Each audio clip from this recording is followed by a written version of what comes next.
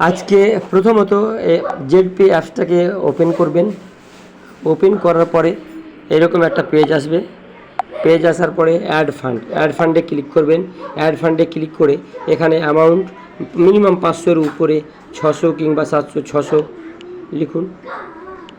600 লিখলেন। লিখার পরে পে নাও ক্লিক করবেন। ক্লিক করার পরে আই এগ্রিতে ক্লিক করে সাবমিট করবেন। সাবমিট করার পর এরকম একটা পেজ খুলবে।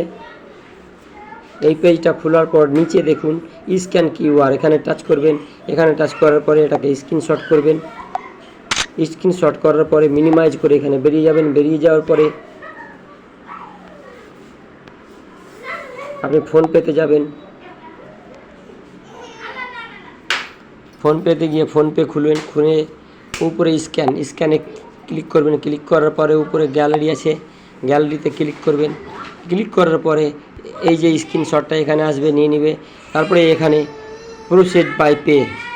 প্রসেস টু পে এখানে পে করে দিবেন। পে করার পরে আপনার অ্যাড ফান্ডে টাকাটা চলে আসবে। এবার অ্যাড ফান্ডে টাকাটা চলে যাওয়ার পরে আপনি এবার করবেন কি, আবার জেডপে অ্যাপ্লিকেশনটাকে আপনি খুলবেন। খোলার পর আপনি এবার অ্যাক্টিভেশন করবেন। অ্যাক্টিভেশনের জন্য দেখুন এই যে এই প্রাইমে ক্লিক করুন। ক্লিক করার পরে এরকম ইবুক আসবে, ইবুকে ক্লিক করবেন। ক্লিক করার পরে এখানে আপনার মোবাইল নাম্বার দিবেন। ধরুন যে কোনো একটা মোবাইল নাম্বার দিলাম। মোবাইল নাম্বার দিলেন।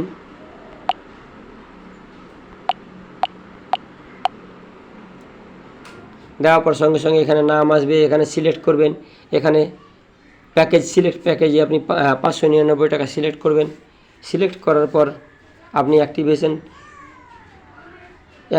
পেমেন্ট মেথডে ক্লিক করবেন। এখানে ফান্ড ওয়ালেট করবেন। ফান্ড ওয়ালেটে করার পরে এখানে কন্টিনিউ করবেন।